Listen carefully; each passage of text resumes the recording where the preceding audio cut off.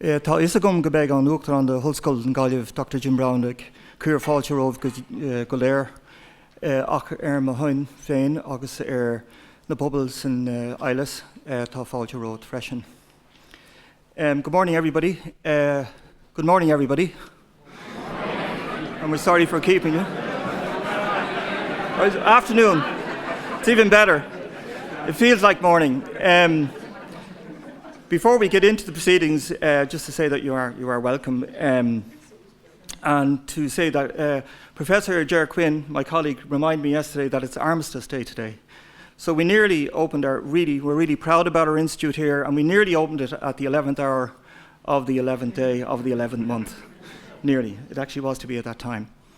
So to start with, I'll introduce the people who are here beside me. Obviously, you have an táiste Joan Burton, our president, Dr. Jim Brown, and to my left, Mary Sutton, who's country director from Atlantic Philanthropies, who have been an incredible support to the establishment of this institute and this building. So I'm going to start by asking Mary to address you, and we'll take it from there. Thank you.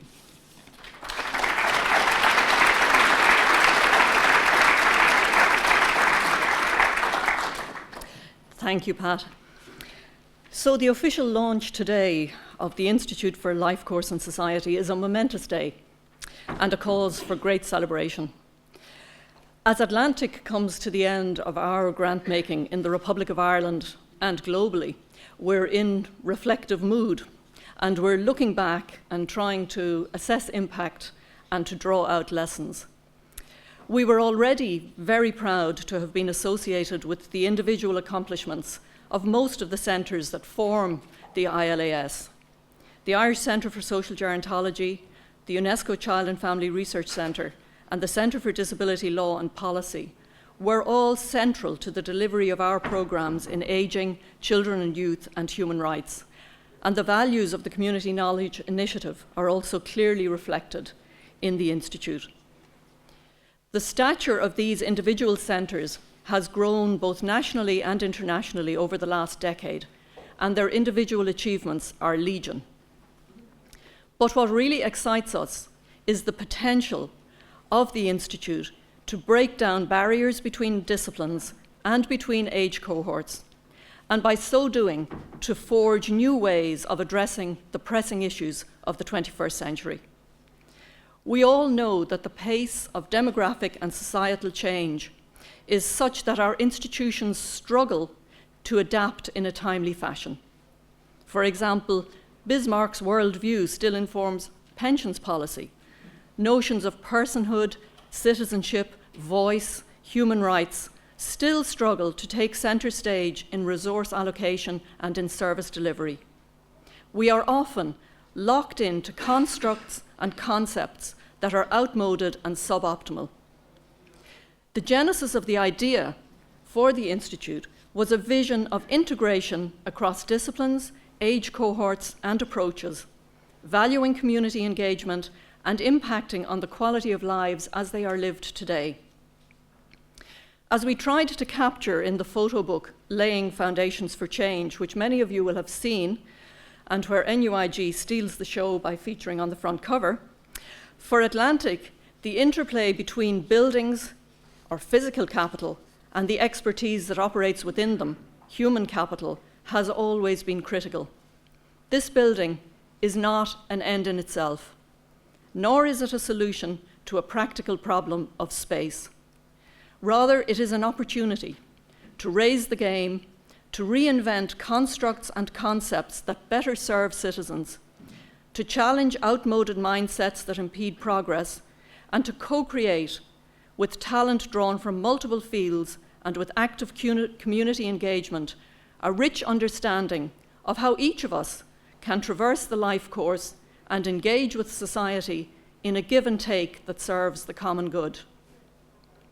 Atlantic is very gratified to see the work that has already been done by the Institute, and we have no doubt that with the very well-developed networks already in place, the ideas being generated here in Galway will infiltrate thinking not just in Ireland, but in the European Union and globally.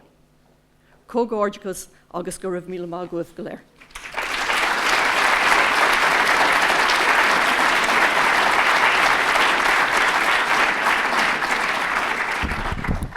Thank you very much, Mary. I'll now call on President Dr. Jim Brown to address you. Thank you.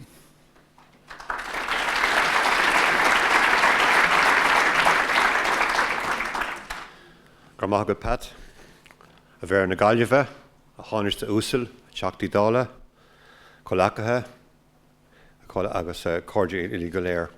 While her madús fáiltas fé choráibh Galéir go dtí an ócáid súnsach seo agus muideag seolú an tógrú agus an freignamh fíortháltach seo an ollscoil agus an tír in áire. Today marks a milestone day in the development of social sciences in our university.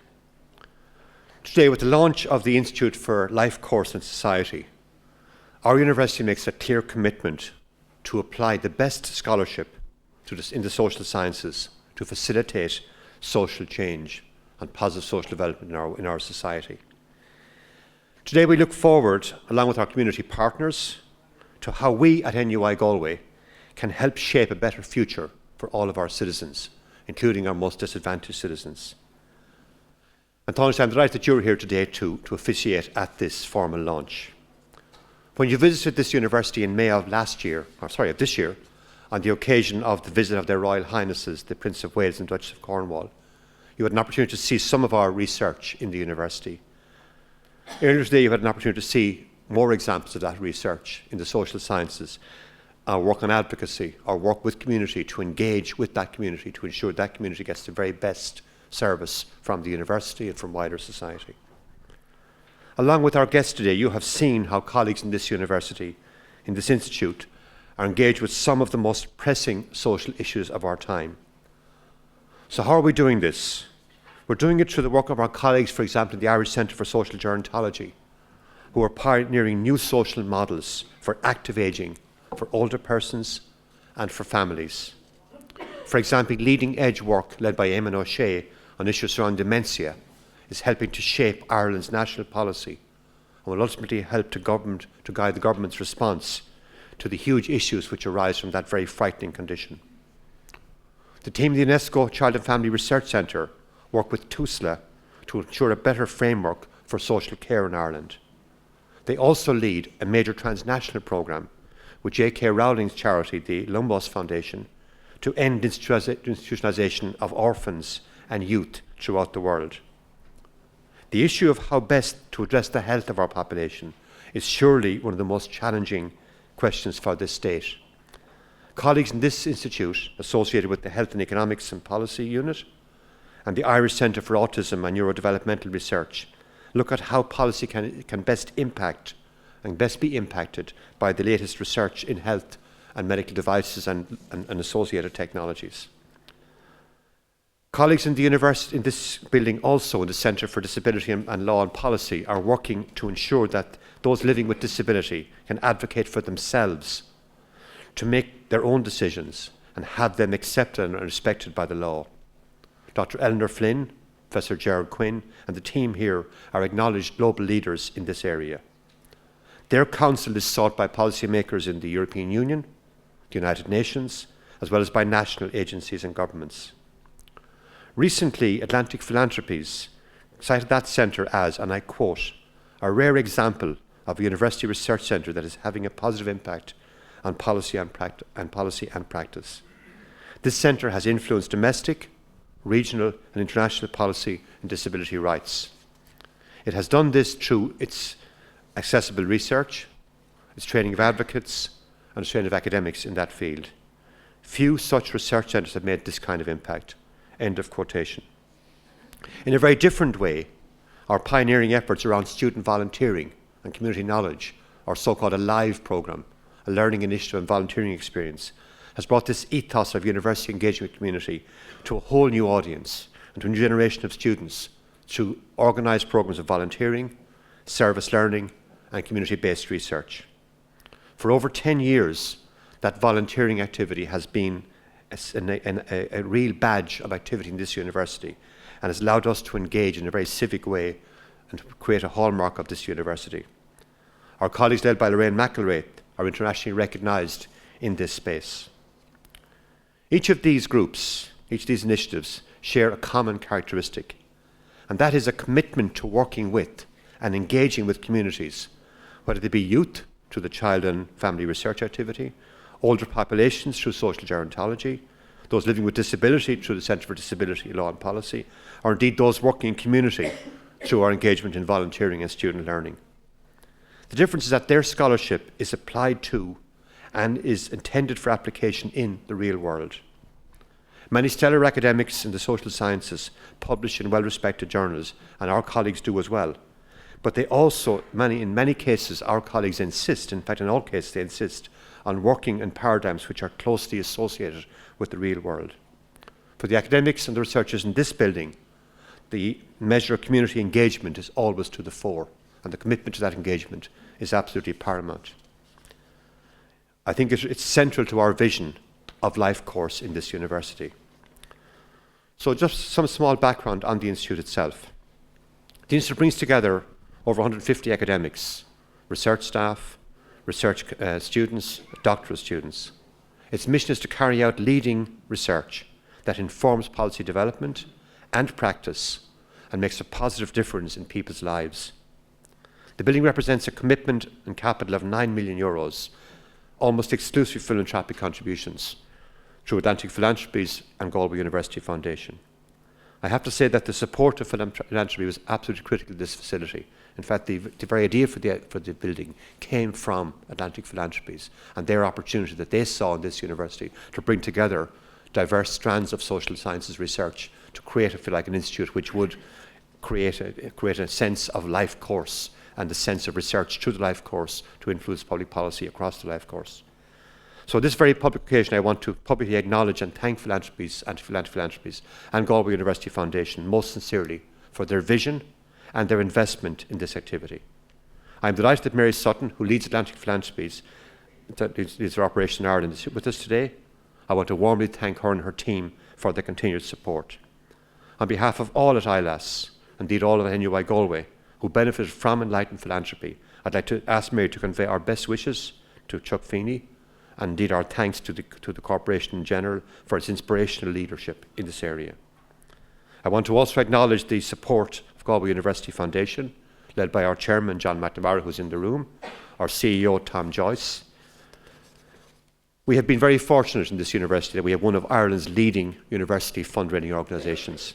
For over 15 years, and indeed with seed capital initially from Atlantic Philanthropies, Galway University Foundation has worked tirelessly to support investment in this institution. And I want to acknowledge that they have made such a contribution right across the university, right across a whole range of activities, from the arts through engineering, science, medicine, and now social sciences. I want to also acknowledge our buildings office, the team led by John Gibney, our builder, Pádraig Rattigan, for building, I think, what is a tremendous facility, a tremendously open, bright, enlightened facility, which I'm sure will bring out the very best in our researchers. Atlantic Philanthropies have often summarised their approach to philanthropy as laying the foundations for social change. I think we in ILAS here are absolutely in line with that context. We believe that not just are we saying that, we believe that we had sufficient endorsement of our work from outside the university to claim that we are making a difference in terms of social change. We've had support from the European Union, the European Research Council, the United Nations, the Open Society Foundation, Autism Speaks in the United States, the Lumos Foundation of J.K. Rowling, the Irish Research Council, TUSLA, the Higher Education Authority, Foróige, the Health Research Board, Science Foundation Ireland, among others, all of which I think validate the investment Atlantic have made in this facility and validate the quality of the work which is undergone here. In many ways, I think that the investment that Atlantic have made has been valorised by the considerable amount of research funding that we have won in competition from various sources that I mentioned earlier on this address.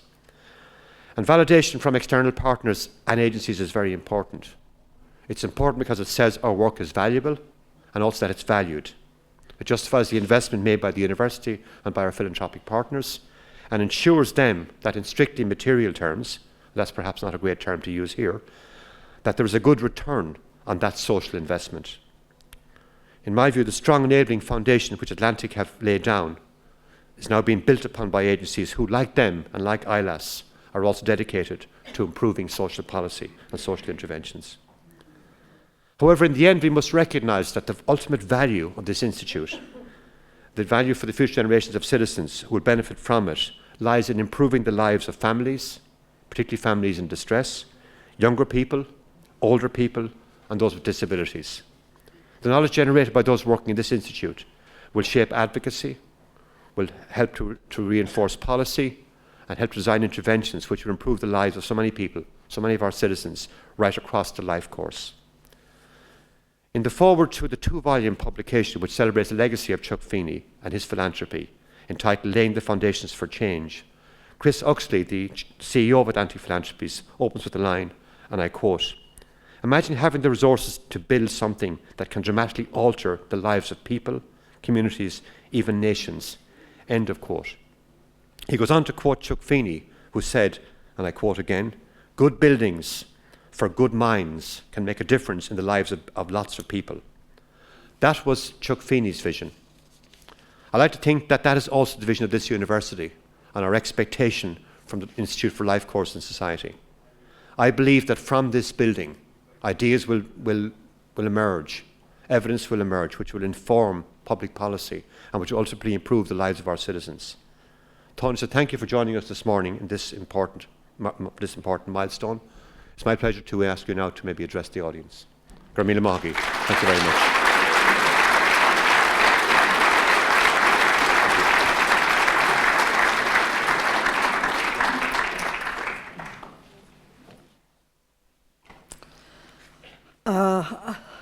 Uachtarán Mayor is agus Greenie Ushla Galer is more an ordum van seo ar an nospa síalta seo. And I want to thank you very much for the invitation and the honour to be here to take part in the formal opening of this beautiful building. And I suppose we stand on the cusp of all of the things that this building and the people in it will achieve over the next decades. So it is important to mark the moment and to look forward with hope and expectation.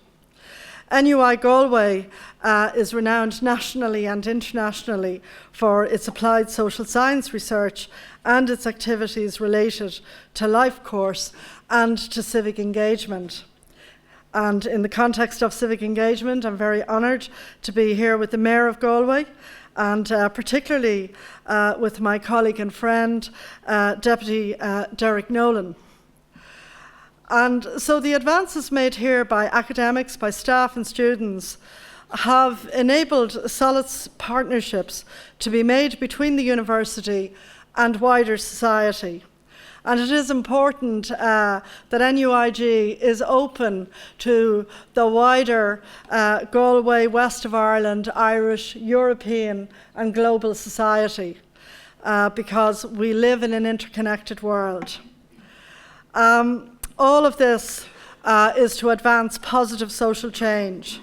And this great work will now be further enhanced by the establishment of the Institute for Life Course and Society. It will become a pioneering research institute for the applied social sciences and a flagship of the university. Your goal here in this new institute is to achieve international excellence in social policy and in practice development through the pursuit of interdisciplinary research in the social sciences. And of course, that's easy to trip off the tongue. It can be much more challenging to achieve in reality. And it's going to be done here by creatively integrating the rich and diverse intellectual resources from within the university and beyond. And I suppose the pulse of life that always comes from Galway and from the history of the city and of the region. I've no doubt that you'll succeed in this endeavour. There is a very redoubtable intellectual capacity that's been brought together under one roof. In particular, This includes, as Mary Sutton already alluded to, the UNESCO Child and Family Research Centre, led by Professor Pat Dolan. I think we started off in the same school in the centre of Dublin, in Stanhope Street. That's a little known fact for a pub quiz.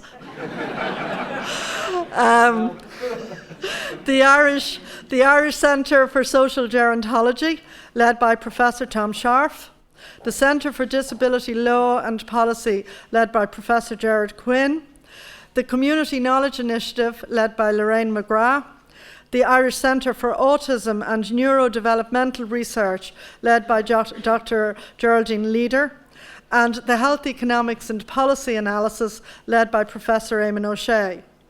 The type of applied research that will be done here will make a significant contribution to informing policy development and practice that will make a positive difference to people's lives.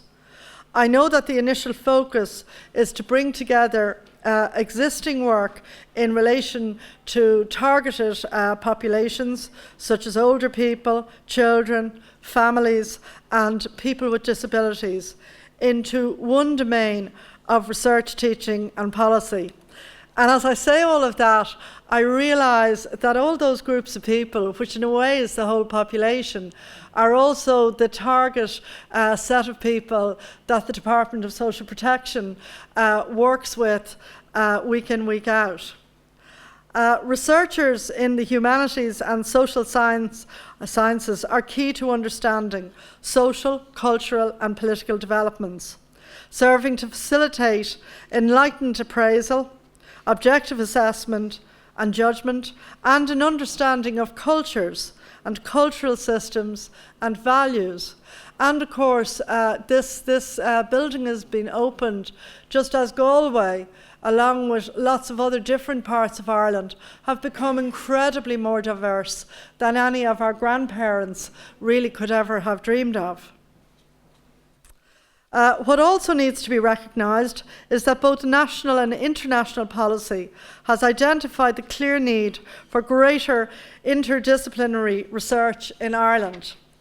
When Mr. Chopra of Troika fame, and I know we've all pretty well forgotten about that particular group of people, came first to Ireland, what he used to say all the time was evidence-based policy.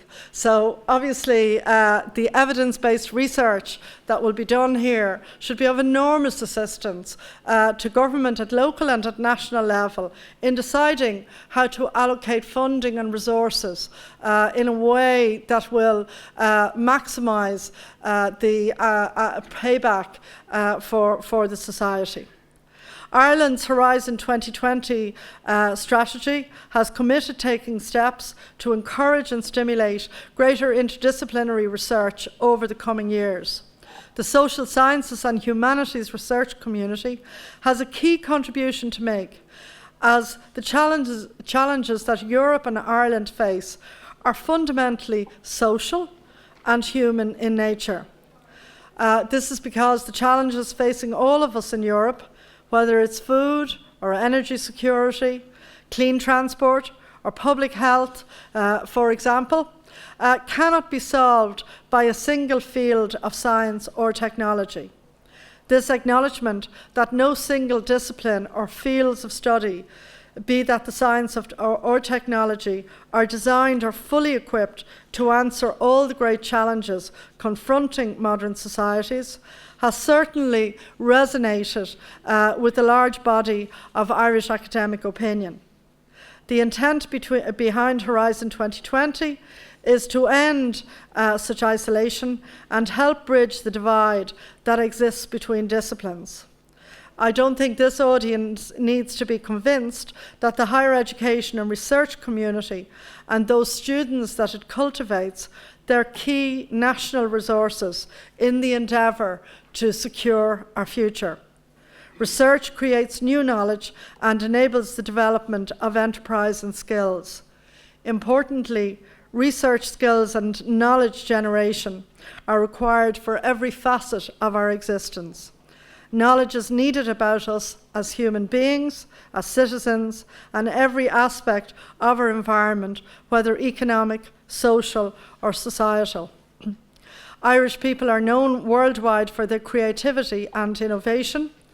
The country is full of talented and creative people, and we need to harness those attributes, abilities and skills to create a positive roadmap towards our shared futures.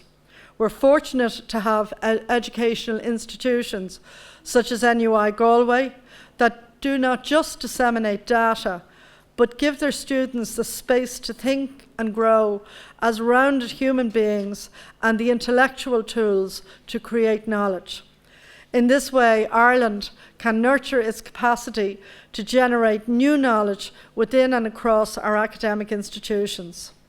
The country has emerged from a very difficult recession into the fastest growing economy in Europe. But we've more to go, and I would be very conscious, as I think a lot of the audience would be here, that not everybody is feeling or sharing in the benefits of that recovery yet. But we are getting there piece by piece, and we're now in a position to invest in sustainable growth for an economic and social recovery.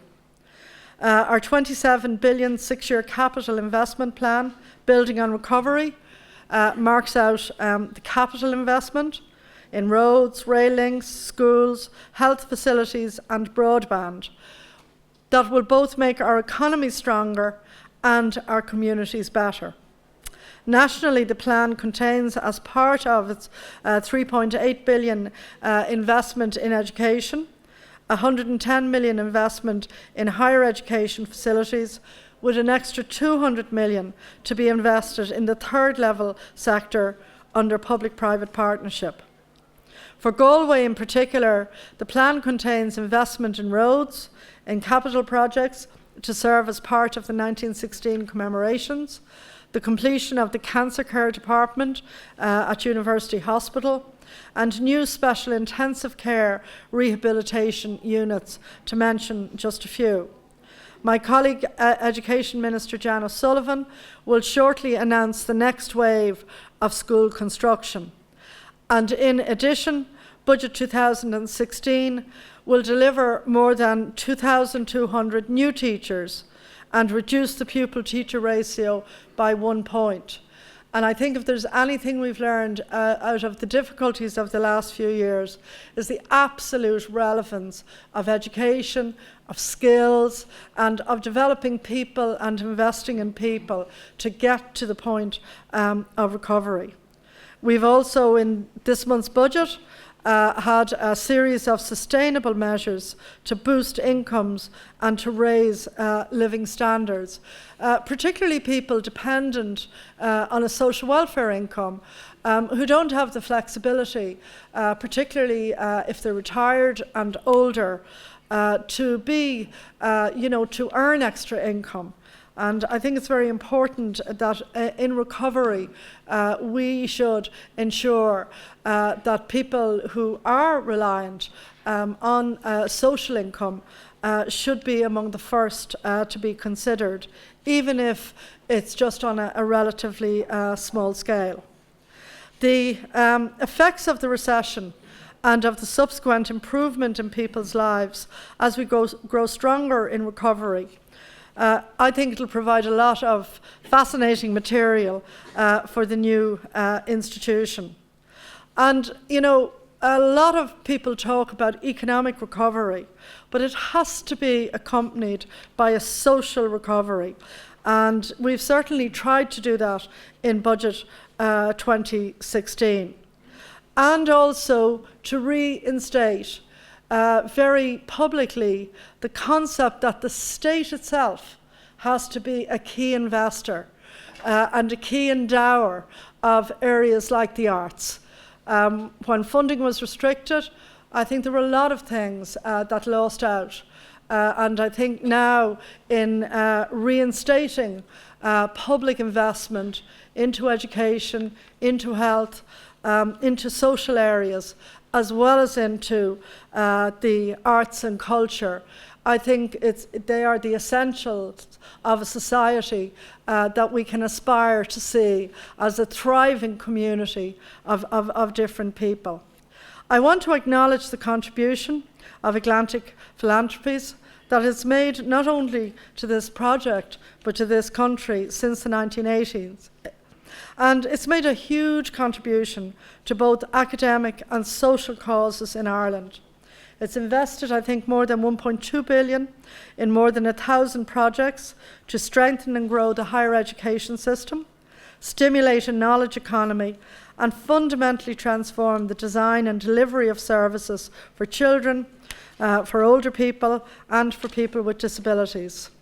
And, you know, in terms of social change, myself and Minister Francis Fitzgerald yesterday signed into law the final stages, the legislation governing marriage equality. And by a certain fluke, when I became Minister for Social Protection, which of itself was a slight surprise, I was even more surprised to discover, but a welcome surprise, but I was even more surprised to discover that I was responsible in Ireland for oversighting the registration of births, marriages and deaths. So yesterday I also had to sign in regulations to give effect to the people's vote in the marriage referendum. And looking back, it's hard to believe at times the journey that Ireland has made. A certain conservatism, particularly I think in the 40s and 50s, and to then find its expression in a modern, diverse Ireland, which is not negatively judgmental, but which is open to different experiences and to differences among people, but still committed to everybody living together. So just as a point of interest, from midnight on Sunday evening, it'll be possible to have same-sex marriage in Ireland. And in fact, anybody who's been married in a same-sex marriage abroad from midnight will have their relationship fully recognised in Irish law. So I would imagine that down the decades, this building will be to the fore, and the work that's done here in looking at all of these different developments. Professor Brown said to me that this is also a theatre, and that there's been a very strong contribution by Cillian Murphy. So I can very much imagine the creativity, both in academic and in cultural terms, that this building will give rise to. On my way in, I passed the cafe called Sail, which is a lovely name for a cafe, and I understand that's part of the social enterprise culture of this building. So I want to thank you all again for the invitation to be here, and I look forward to hearing really, I suppose, great things from here in the future. I don't think we would expect any less of NUIG and of Galway. Thank you very much.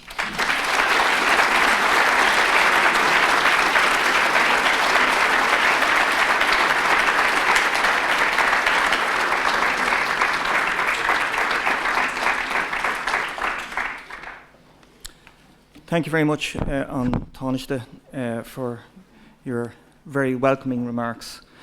Before I ask Taoiseach to do the deed of unveiling the plaque, which literally means that we are declared open, I just want to make some comments to you, brief enough, don't worry, but I do want to make some comments to you on behalf of myself and colleagues here in the Institute for Life Course and Society. I think we feel very strongly here that the Institute is about making a difference. It's really, really strong to us that what we do here in terms of the research work has meaning, and that it has meaning for citizens in the real live experiences that people face. As the Taoiseach pointed out, you know, in terms of the boom to bust period, there's been incredible research on the financial and fiscal recovery and need for recovery. We haven't had the same interrogation on the humanitarian, social recovery that we need, that journey we need to go. And in many ways, I think the Institute, although, as you'll hear shortly, it is in gestation quite some period, but it couldn't be more timely what we're doing here. But it's the research work we're doing here, and yes, we do research that is published in high-ranking journals. We do all the metrics that are required of a good performing social science research institute. But if it doesn't make any difference to human beings in Ireland and abroad, then it's not worth what we're doing. So it's not just about the building, it's about the community that's in it. And we feel very passionate. And I remember when I came to the university first, it was the first time I heard the words town and gown. Well, if town and gown means anything, it means what this set of people are doing and will do here. And whether that's at a global level working with UNESCO and with Feroige on looking on how we stop youth radicalisation, or whether that's through advocacy and rights and decision making for people with disability that colleagues in CDLP are doing, or whether it's the innovation of looking at personhood with dementia and Eamon's work, or Geraldine's work with autism, no matter who it is, or older people and citizens, whatever the work we do here, if it is not making a difference in people's lives, then it is not impactful research. So I'm really honoured to be in this building with a set of incredible colleagues who are totally committed to the work they do. And I really, really mean that. I'm very, very fortunate to have this great community here and a community that thankfully is growing. I want to finish, and before I ask the Taoiseach to formally open the building by unveiling the plaque, I do want to thank some people. Now, as the Taoiseach mentioned, we did both go to Stanhope Street School, and I have a memory of being in school and one of my early confession outings, not remembering a certain sin or two and telling my mother. And my mother told me, it's okay, the priest gave you automatic absolution. I thought this was a great term. So I'm seeking automatic absolution here if I leave anybody out. So don't doorstep me. But the evolution of this building and of ILAS does come from an incredible amount of work. And it does date back to the three centres. And it does date back, in fact, earlier to that, to Lorraine McElrath's vision and work in CKI, which Atlantic Philanthropies funded. But Mary, I can say to you, and I want you to say to Chuck, we would not be here if it wasn't for Atlantic Philanthropies. So thank you.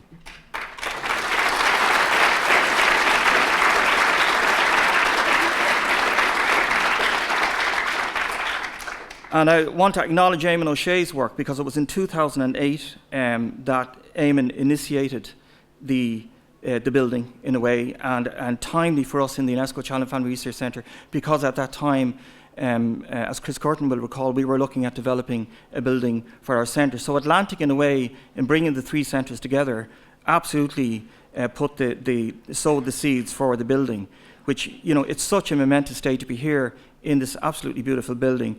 And in many ways, it dates back to Eamon pulling us together in the summer of 2008. And subsequent to that, obviously, we have to thank the Buildings Office for enabling the building to happen, which was incredible support to us, and the Galway University Foundation and Tom Joyce, in particular within the University Foundation, for helping us to be where we are. But the construction of a building does not mean the construction of the activity within the building. And two people deserve particular mention. Tom Boylan, who I think is a mentor to everybody in Ireland, never mind the university, but Professor Tom Boylan gave up a summer to put together how we would organise ourselves as a community, and he was joined in that job by Professor Chris Curtin. So I really want to acknowledge Tom and Chris for that incredible support at that period. And we were really so fortunate then to have Pat Bennett come as a director on loan to us from the HSE. He was an incredible project director at Life Course, and also somebody who absolutely helped gel and bring us on. So Pat's work was tremendous. I want to acknowledge Rob Chaskin, Professor Rob Chaskin from the University of Chicago, and Professor James Cunningham, now at Northumbria University, both of whom are acting on our international board, and for whom their advice is incredibly important to us. In terms of this event, these things don't happen, I can tell you, by accident, and an incredible amount of work. I was saying, I don't know who was saying, it was like preparing for the stations this morning. Being a dub, I didn't know what that meant, but I got the gist of it. But I have to say that Lorraine McElrath has chaired an incredible internal team here. I'm not going to name everybody on the team, but to thank Lorraine McElrath and the team who really organised the event. And the person who never gets mentioned is Liz McConnell. Liz McConnell is an incredible woman, an incredible colleague, and really was the mastermind behind making sure everything happened. I want to finally thank President Jim Brown for his support, not just today, but in recent years in the development of this. Again, without his leadership and support, we would not be here either. Finally, I have 2 announcements to make before I finish up. One is to say that Professor Rob Chaskin's lecture is now at 3 p.m, Rob, so we're not 2:30. So you're all invited back to Rob's lecture for 3 p.m. rather than 2:30. And to say that this is the first celebration in a series of celebrations that we're having to honour and mark the opening of our fantastic institute. So the next event will be a distinguished lecture by President Michael D. Higgins here at 6 p.m. on Monday, 30th of November, and invitations will be issued for that. And we will be having more events in the spring, please God. So finally, thank you all for coming. You're all part of our community, and we look forward to your continued support. And there is refreshments outside. But before we do that, we do need the Tánaiste to do the deed of declaring us open. Thank you very much.